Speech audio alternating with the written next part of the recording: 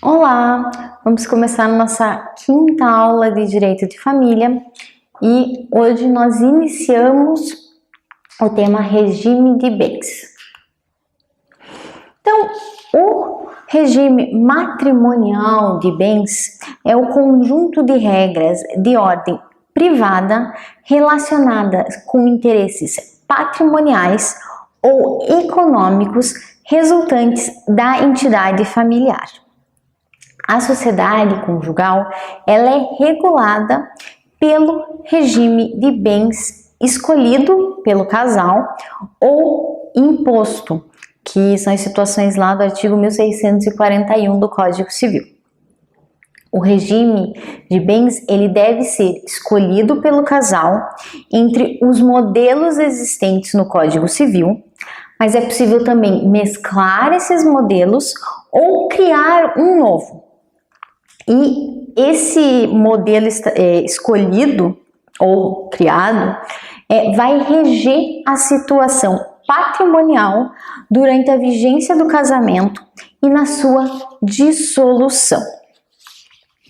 Então, o regime de bens rege tanto questões pessoais como patrimoniais. Não é necessário apenas falar de como vai ser o patrimônio, é possível questões existenciais do casamento serem estabelecidas no pacto antinupcial.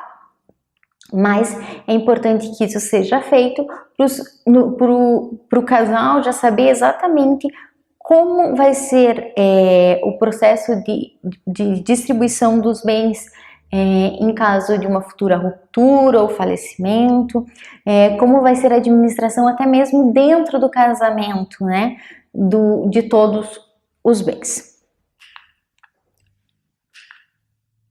A legislação, o Código Civil, ele traz 4 tipos de regimes de bens: a comunhão universal, a comunhão parcial, a separação de bens e a participação final nos aquestos. É possível que esses regimes sejam combinados ou é possível que estabeleça-se um regime, mas sejam estipuladas para determinadas situações cláusulas diversas. E isso desde que não ofenda normas imperativas que são referentes à finalidade do casamento e à estrutura da família.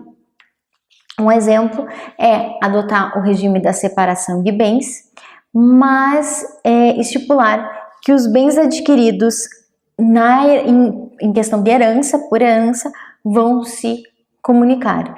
Então, todos os bens estão separados do casal, mas aqueles que vêm de herança passam a ser de ambos. É um exemplo de mescla de regime de bens. Porque no regime da separação de bens, como nós veremos, tudo é separado. Até mesmo os bens da herança não se comunicam. Princípios são aplicados para os regimes de bens. O primeiro princípio é o princípio da autonomia privada. É direito dos cônjuges estabelecerem as questões patrimoniais que vão fazer parte da vida deles, do casamento deles, conforme o artigo 1639 caput do Código Civil. Então, o exercício da escolha do regime que vai regulamentar o casamento vai ocorrer através do pacto antinupcial. Depois nós temos o princípio da indivisibilidade do regime de bens. É um regime único que será aplicado para ambos os cônjuges. Não é possível aplicar um regime para a esposa e um regime para o marido. pela isonomia constitucional, o homem e a mulher são iguais. Então, para os dois vão ser aplicados o mesmo regime de bens. Aí nós temos o princípio da variedade do regime de bens. O Código Civil, ele estabelece lá 4 modelos, 4 opções. E no silêncio das partes vai prevalecer o regime da comunhão parcial de bens, que nós chamamos de regime legal ou supletório. Então, a partir da data do casamento, da celebração do casamento, vai vigorar o regime de bens que foi escolhido, ou se não foi escolhido, o regime legal, que é o pacto, que é a comunhão parcial de bens. Outro princípio é o princípio da mutabilidade justificada. O que significa? Significa que o casal pode mudar o regime de bens. Ele escolheu um regime de bens no pacto antinupcial antes do casamento e se quiser, eles podem entrar com uma demanda judicial e motivar e de maneira motivada, né, explicando, justificando e comprovando que não vão prejudicar terceiros, modificar o regime de bens. Mas como eu falei, devem ser protegidos, ressalvados os direitos de terceiros, conforme o artigo 1639, parágrafo 2º do Código Civil. Agora nós vamos falar das regras gerais relacionadas aos regimes de bens. O regime da comunhão parcial de bens, como eu acabei de falar, é o regime legal ou supletório. Ele passou a ser o regime legal com a entrada em vigor da Lei do Divórcio em 26 de dezembro de 1977. Antes dessa data, então, quem se casava antes dessa data e não fazia um pacto antinupcial escolhendo seu regime de bens, se casava pelo regime da comunhão total de bens. Então, se conhecer alguém que se casou sem escolher o regime de bens antes de 26 de dezembro de 1977 e não mudou o regime até hoje, o regime deles é o da comunhão total de bens. E diz lá o artigo 1640 do Código Civil: não havendo convenção, ou sendo ela nula ou ineficaz, vigorará quanto aos bens entre os cônjuges o regime da comunhão parcial. É possível que vigore também o regime da comunhão parcial se a convenção feita pelos cônjuges for considerada nula ou ineficaz. Nula se violar alguma norma de ordem pública, né?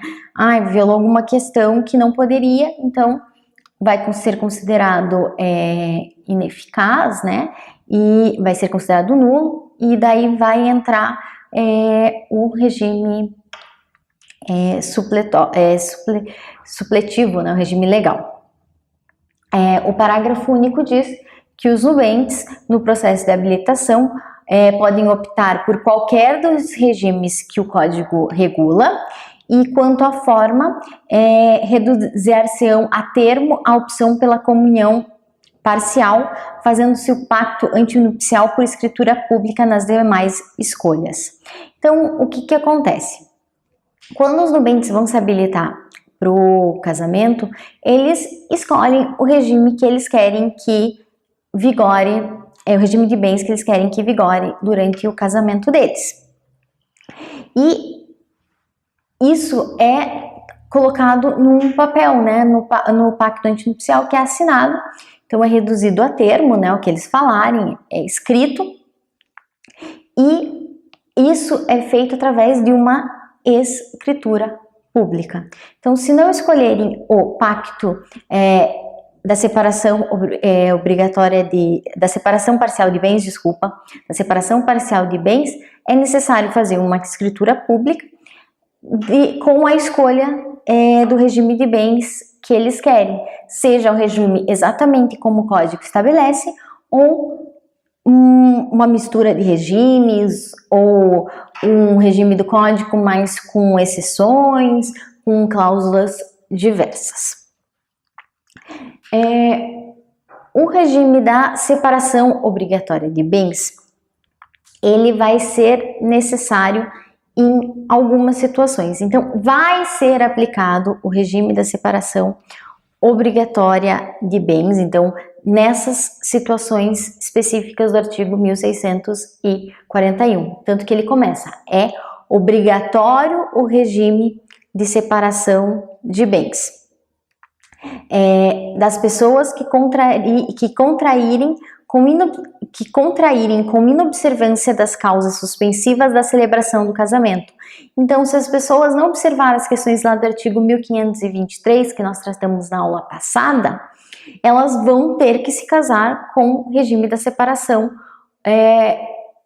de bens obrigatório, regime legal, né, de separação legal de bens, porque elas não observaram, por exemplo, aquela viúva que ainda não partilhou os bens e tem filhos, aquela viúva que quer se casar antes dos 10 meses,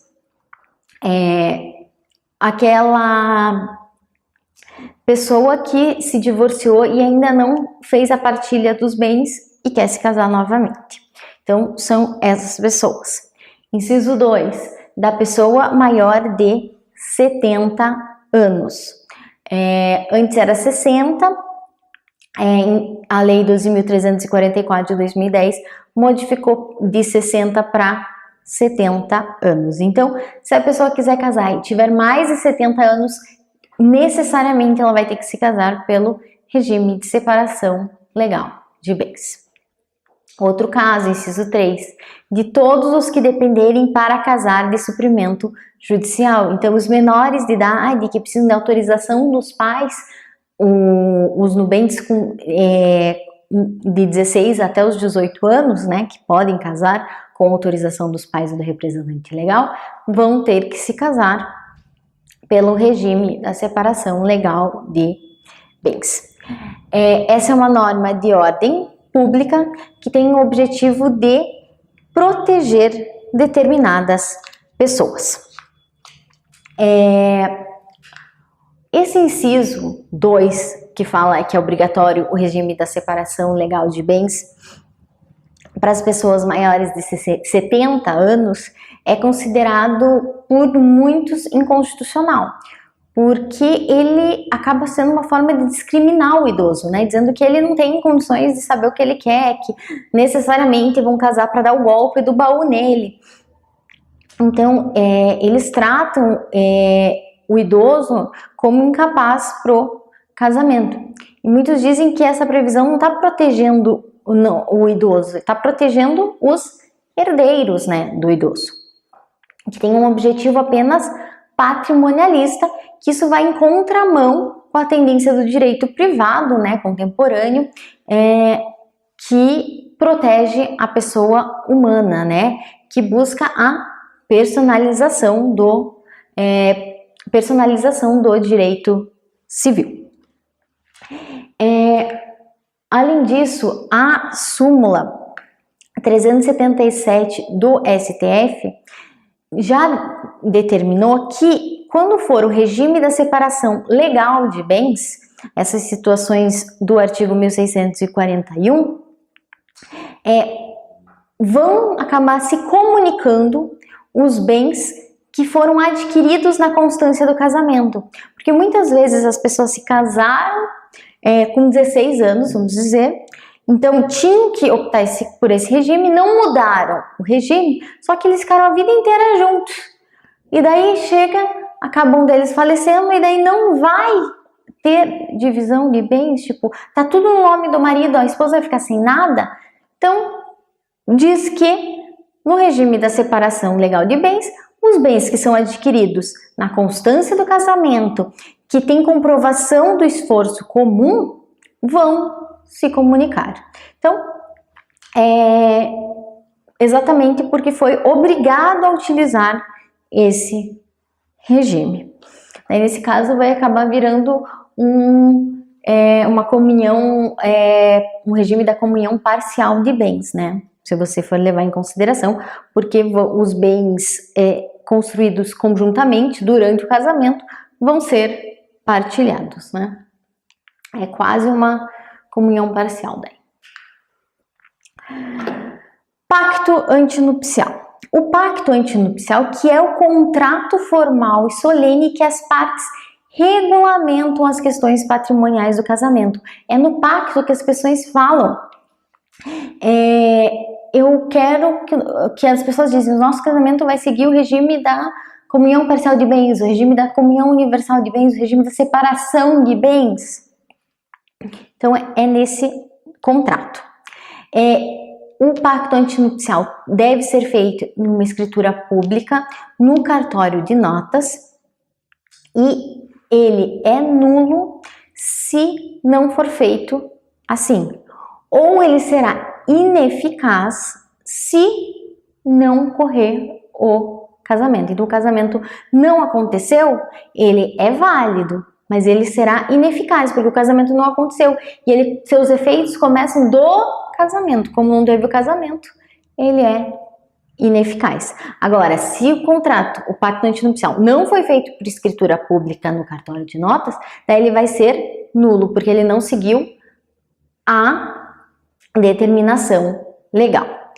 E se for nulo, o pacto, pelo princípio da conservação dos negócios jurídicos, no que ele não atinge o casamento. Então, o casamento é válido e o casamento vai ser regido pelo regime da comunhão parcial de bens. Só vai ser nulo o pacto antinupcial.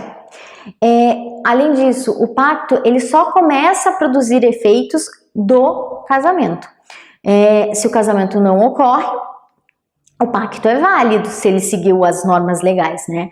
Se ele foi feito por escritura pública, sem nenhum problema ali, seguindo todas as normas, mas, como eu falei, ele é ineficaz porque o casamento não ocorreu. O pacto antinupcial, se ele for celebrado por um menor de idade, então vai se casar dois adolescentes de 16 anos com autorização. A eficácia está condicionada à aprovação do representante legal. Então, os pais, além de autorizarem o casamento, têm que autorizar o pacto antinupcial. Mas, lembrem, eles vão ter que, a princípio, eles se casam pela separação legal de bens, mas podem ser estabelecidas outras coisas que não são patrimoniais, questões existenciais, né? Então, mas mesmo assim, é necessário a aprovação do representante legal. E o artigo 1655 do Código Civil diz que é nula a cláusula no pacto que conflite com disposição absoluta da lei, pois colide com norma de ordem pública. Então, assim, se tiver uma norma de ordem pública, o pacto não pode ser contrário a ela, porque é uma ordem absoluta que tem que ser seguida. Então, essa é uma forma de limitação da autonomia privada dos nubentes para o estabelecimento do pacto. Alguns exemplos agora a gente vai ver exatamente isso, de limitação da autonomia privada. Então, é nula a cláusula que exclui o direito à sucessão no regime da comunhão parcial de bens, afastando a concorrência sucessória do cônjuge com os ascendentes. Não é possível estabelecer que o cônjuge não quer participar da sucessão do outro pelo regime da comunhão parcial de bens. Por quê? Porque não pode falar de herança de pessoa viva. Então, não vai poder afastar a concorrência sucessória no pacto, porque nós temos uma norma de ordem pública. Então, essa é uma limitação à autonomia privada dos nubentes. Também anula a cláusula que estabelece regras sucessórias dentro do pacto antinupcial, criando o regime da separação total de bens com efeitos sucessórios. Não é possível dizer, nós queremos estabelecer a separação total de bens e ele também tem que tem que ser observado na sucessão. Não pode, como eu falei. O código diz que não é possível tratar sobre sucessão de pessoa viva. Também as regras de sucessão são aquelas observadas no código. E tem aqueles que não podem ser afastados da sucessão. Então, e entre eles está o cônjuge ou companheiro. Além disso, é nula a cláusula que consagra a administração exclusiva dos bens do casal pelo marido, afirmando que a mulher é incompetente para isso. Por que é nula? Porque ela contraria a isonomia dos cônjuges, né? A isonomia constitucional entre o homem e a mulher. Então, não é possível.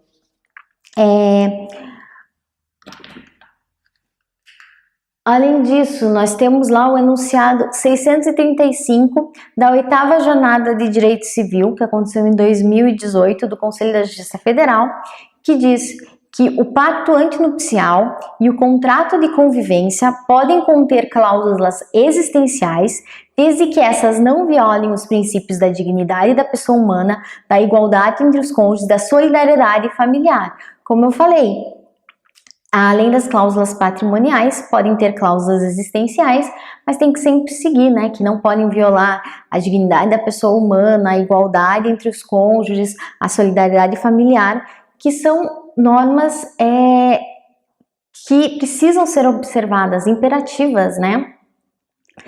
A nulidade de uma cláusula do pacto não prejudica, em regra, o restante do ato. Então, o restante do pacto continua valendo, pelo princípio da conservação dos negócios jurídicos.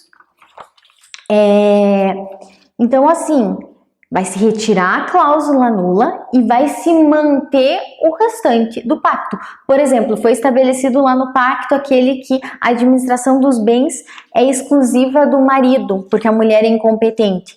Essa é uma norma que não é possível, né? Porque viola a igualdade entre o homem e a mulher. Então, essa cláusula, como apenas ela é nula, afasta-se ela. As outras cláusulas com regime de bens, com outras questões existenciais, continuam valendo.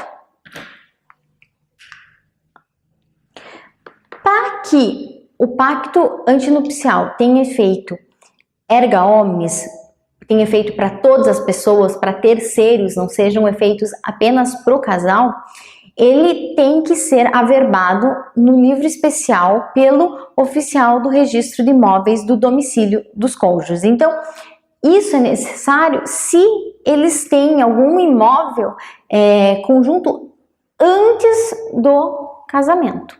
Porque se os cônjuges não têm imóveis no momento do casamento, esse registro vai ser desnecessário, porque quando eles vierem a adquirir algum bem imóvel, necessariamente vai constar lá na escritura o regime de bens do casamento, porque vai ter que levar uma cópia do registro do casamento, daí lá fala o regime de bens, e esse também vai constar daí na escritura do imóvel.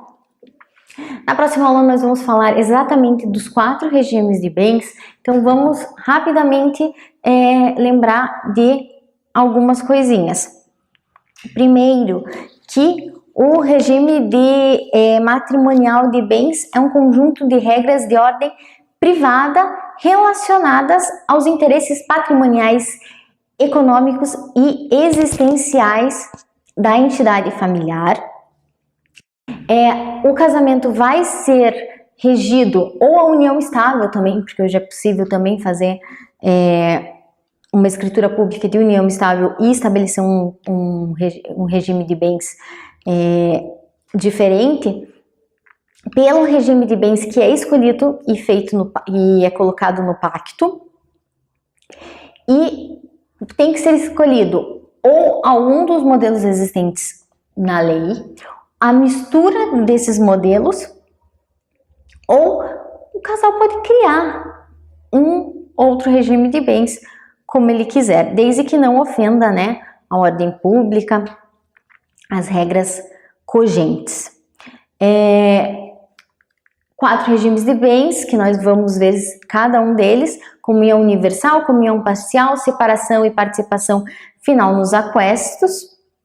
Nós temos os princípios, né, que valem para os regimes de bem: princípio da autonomia privada, princípio da indivisibilidade do regime de bens, princípio da variedade de regimes de bens e princípios da mutabilidade justificada.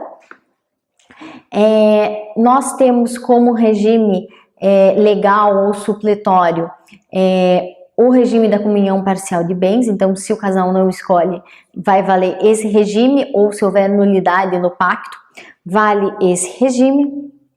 Nós temos lá no artigo 1641, quando é obrigatório a adoção do regime de separação obrigatória de bens. É a separação legal, né, das pessoas que contraírem o casamento em inobservância das causas suspensivas da celebração do casamento, os maiores de 70 anos, que daí nós falamos, né, que é uma questão bem patrimonial, que não é bem para proteger ele, mas sim seus herdeiros, e os que dependem para casar do suprimento judicial, né, os menores de idade ou de autorização. Daí nós falamos que o pacto antinupcial, na verdade, é um contrato formal e solene que as partes regulamentam questões patrimoniais do casamento.